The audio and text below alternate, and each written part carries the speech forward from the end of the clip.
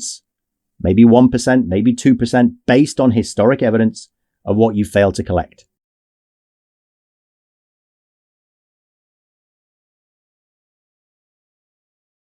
Having a rough year? Shave a little bit off that. Bring it down to 0.5%.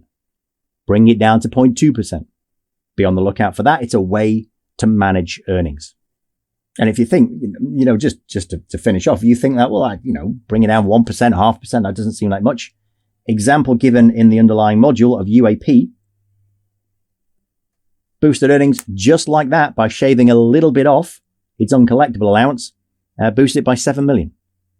So you don't need, if you're talking big numbers, and revenue, hopefully, is going to be one of the biggest numbers in your account. Certainly your income statement should be the biggest, hopefully. If you're talking big numbers, you don't need to move these by that much to have a huge impact. Continuing, deferred tax assets. Broken record again, but if you've seen the taxation module, you've seen DTAs, and you'll know that if there is any doubt about your ability to use the benefit, to recognize the benefit of the DTA in the future, you must put a valuation allowance against that deferred tax asset. Classic cause of a deferred tax asset is brought forward tax losses. You're allowed to carry those brought forward tax losses forward and use them to offset future tax. You have the right to pay less tax in the future. The right to pay less tax in the future is a deferred tax asset, but that is dependent on you having a tax charge to offset, which means you must make profits. If you're not making profits in the future, there's nothing to offset. There is no asset here. So any doubt about future profitability, and you should put in a valuation allowance. Clearly, you can manage earnings by not putting that valuation allowance in, or not putting it in enough, or not putting enough of a valuation allowance in there. There's a great example in the module of a company called Powerlinks that I'd never heard of, I'll be honest, that didn't put a valuation allowance in for its deferred tax assets at all. So worth reading that little example. If only for this nugget. They say earlier on, when they're introducing the fact that this is a great example of not putting a valuation allowance in, they say aside from 90% of its revenue being fraudulent, it also had problems with deferred tax assets. At that point, I wouldn't be too bothered about the deferred tax assets, but there you go. At least it gives you some numbers to kind of bring it to life. Depreciation methods. We've already mentioned this, I think. You can manage the UEL salvage value depreciation methods to manipulate your earnings. We know that. Capitalizing versus expensing. If you want to boost earnings, you capitalize expenses. The all-time classic. It is old again. Not going to lie.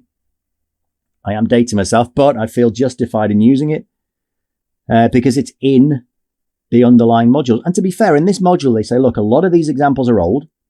The reason that they're in here, the reason kind of old examples are in, is because it's been categorically established what they did wrong. There's been a lot of research into it, and it's very clear the techniques they were using. So they kind of err on the side of being conservative by using old examples.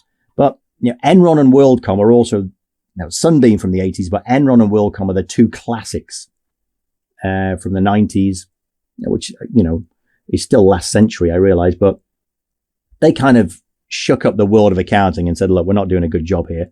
WorldCom, that's all they were doing to bring the entire firm down. The only thing they were doing, and it's so easy and simple. So Enron, to be fair, were at least playing around with special purpose vehicles and doing some quite entertaining stuff with share options and disclosures. WorldCom just capitalized expenses. That was it.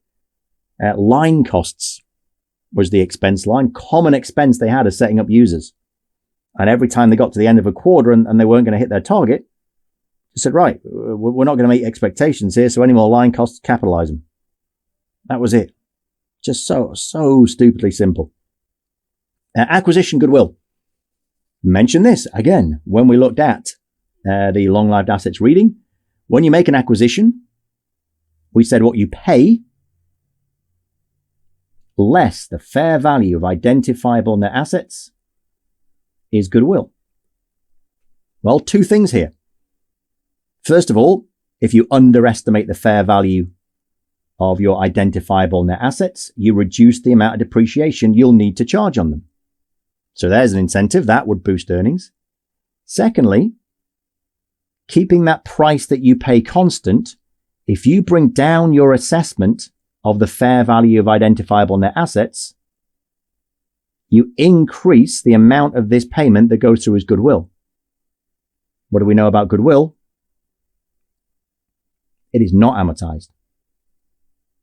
So two incentives there to boost earnings, or two ways you can manage earnings. Just by bringing the fair value of the assets you acquire down, you bring their depreciation down, you allocate more of what you paid to goodwill, which isn't amortized at all. Now, you might just be saving up trouble for the future because goodwill needs to be impaired, but it gives you a boost to earnings now. Capitalizing intangibles. Manage the timing of recognition. Once again, from the income statement reading, we talked development costs. They gave us an example in there. Microsoft said, we don't capitalize until 90% of the testing has been done. They're effectively expensing right up until the end. You could go in the other direction and claim very early on in your research process that, oh yeah, it's ready for development. I'm calling it development and capitalizing. It's technologically feasible. That would boost earnings. Warranty reserves. When you sell a product, you might give out a warranty. If you do, you've got to match the expense to the revenue. How much does it typically cost me to repair these items that I sell? That's very similar to your uncollectible receivables. You might have in there 3-4%. You can shave it to boost earnings. And related party transactions. Related party transactions are those with related parties. Related parties have influence over the company. You undertake transactions with those related parties at favorable rates. So you dump a load of crap inventory that you couldn't get rid of elsewhere into one of your subsidiaries. They're then lumbered with it. They sell it at a loss, but they're going to disappear anyway. We're going to write that down and say, oh, that was a bad job. But the core business, look how well the core business is doing. We'd rather take the hit in that subsidiary than take it in the core business. So you manipulate between companies. That's a related party transaction. Next up, cash flow. Methods of managing cash flow. Why are we interested in this? Well, cash flow from operations, CFO, is, to quote the module, closely scrutinized by investors. Profit is nice. Cash is what pays the bills. You want cash flow. The problem with the income statement, it gives you accruals-based earnings. If your accruals-based earnings are not turning into cash flow, that may indicate some shenanigans, some management. Now, it's true that cash flows are more insulated, again a quote, from managerial manipulation than earnings, but they are not immune to it. Manipulating total cash flow is very difficult, but manipulating between the categories of cash flow, CFO, CFI, CFF, is possible. And there's a few points to make. First one concerns accounts payable. A simple method to boost CFO is to delay the payment of suppliers at your year end. Remember, when we did the indirect method to get down to CFO, you would see an increase in accounts payable being added back. You're effectively using your suppliers as a source of finance. So stretching your accounts payable can boost CFO. Capitalizing interest. Accounting standards require you to do it. Interest incurred in relation to the construction of assets should be capitalized and will therefore be in CFI, so you don't see it within CFO. And remember from the cash flow reading those IFRS choices. Interest received, dividends received, interest paid, dividends paid. You do have the choice to put them all in CFO. But you can also say, well, if I'm receiving interest or dividends, I must have invested. So I can put that into CFI. If I paid interest or paid dividends, it's because I raised finance. That can go to CFF. Thinking from the dark side, if I'm interested in boosting this closely scrutinized CFO, which a lot of analysts are using as the basis for their valuation models, what do I do here? Receipts, interest, and divs. I want as an inflow to CFO. Payments, I get them out. Take the choice that allows me to put them into CFF. I put the inflows in CFO, and the outflows in CFF, and I give my CFO a big boost. The final LOS, describe accounting warning signs and methods for detecting manipulation of information in financial reports. Well, this is how can we find everything that we've just talked about? So you're going to find this a little bit repetitive, but let's get into it. Here we go. And I'll just quote from the reading because I think it's almost poetic. The choices management makes to achieve desired results leave a trail like tracks in sand or snow. And that's from the authors of the reading. I couldn't attribute it to which, I don't know who wrote it because the three authors credited. So one of them came up with that gem. So really what we're saying is we've just talked about all of these different methods that can be used. How can you pick up on them from the financial reports as an analyst? Starting with revenue, look at the accounting policies note. What are you looking for? Evidence of revenue recognition policies that make it easier to manipulate. So we talked about when you recognize revenue. Is it at the shipping date? Is it at the destination? Bill and hold, we said it makes it easier to manipulate revenue.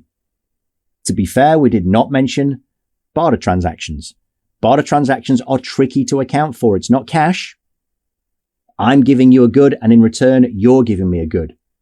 These days, a good example, advertising space. You don't give me cash in return, you give me advertising space on your website. How do you value that? Rebates, we talked about. You can shave that down. And multiple deliverables. The idea of hardware, installation, software, maintenance, and so on. Now, the point of this is not to say, oh, look, if they are doing any of these, if they have multiple deliverables, they are committing fraud. No, it's just a warning sign. All these warning signs do is beg questions that you need answers to. These are all present. Okay, let's ask the question. How did you decide how to split your revenue? What are the controls in place to make sure that bill and hold sales are genuine? Maybe the answers you get satisfy you. Just a warning sign. Revenue relationships, calculate ratios. Look at growth over time. Compare your growth to your competitors, to the industry, to the economy in general. It's a cliche, but I'm going to say it anyway. If it looks too good to be true, then it probably is. Look at accounts receivable versus revenue. Do we know of any ratio that relates sales to accounts receivable? Well, obviously we do. Days of sales outstanding, we said that earlier on. Look for any trends in that worry you. Asset turnover. Are your new assets generating revenue? If that's plunging, maybe they're not. Could be just that the assets are written off. So again, we're not saying it's fraud, but it is a warning sign. Inventory, what do you look out for there? Mentioned this earlier on, your cost flow assumption, and particularly changing your cost flow assumption. Inventory turnover ratio, another efficiency ratio similar to days of sales outstanding. Look at COGS, compare it to your average inventory. If that starts to fall, you're not turning your inventory over very quickly. Why? Is your inventory obsolete? And even more basic than that, just look at the disclosures for inventory, the split between raw materials, work in progress, finished goods. Where is this buildup of inventory? If it is building up, is it in raw materials, work in progress, or is it all finished goods, which would be a worry? Capitalization policies, we talked about it. When are you capitalizing? What do you do? What do your competitors do? If Microsoft, you've got to say is a leading company in that sector, if they wait until 90% of coding and testing is done, is that the industry standard?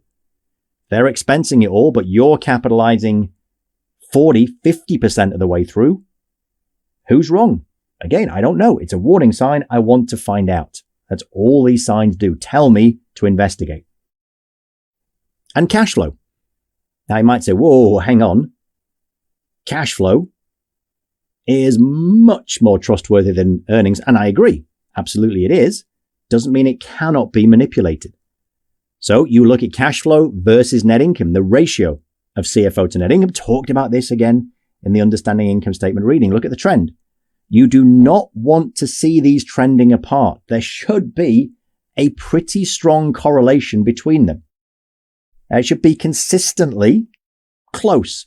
Now, The module says this, if it's consistently below 1, you might start to worry. And I agree.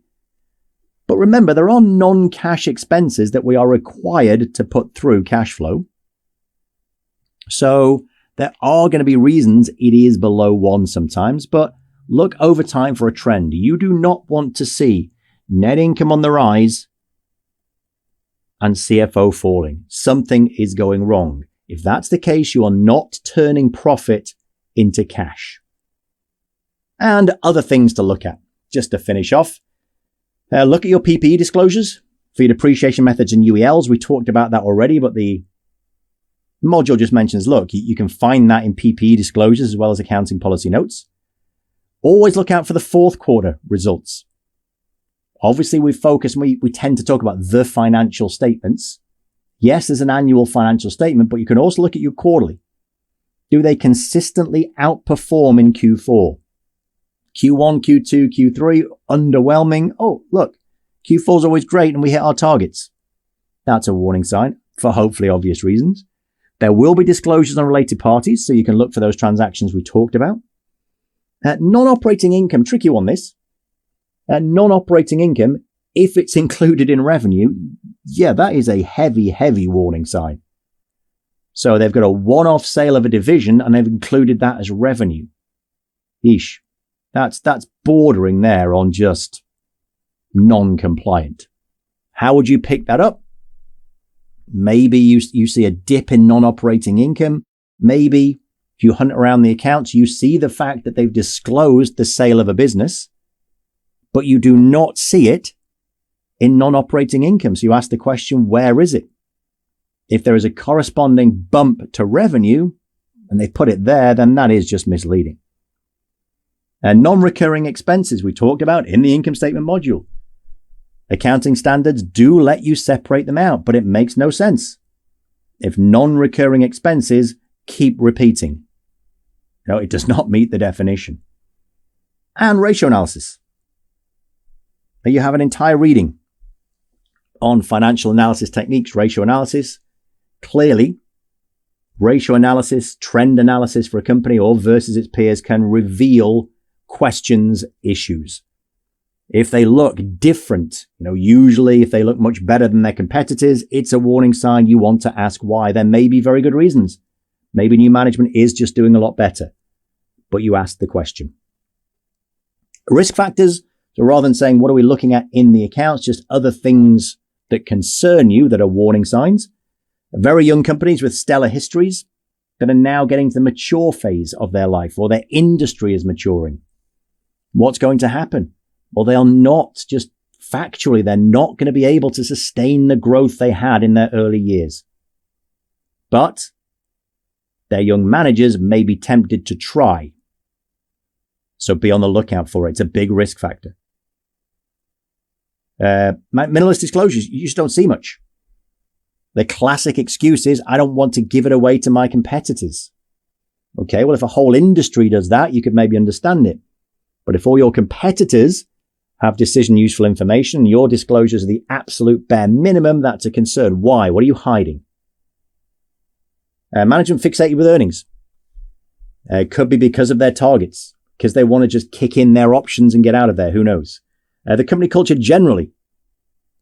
Now, not a lot you can do if you're outside the company, but maybe you can pick up from the flavor of their MD&A, of how they act as a business. Restructuring charges, we talked about earlier on, big one-offs, big bath accounting.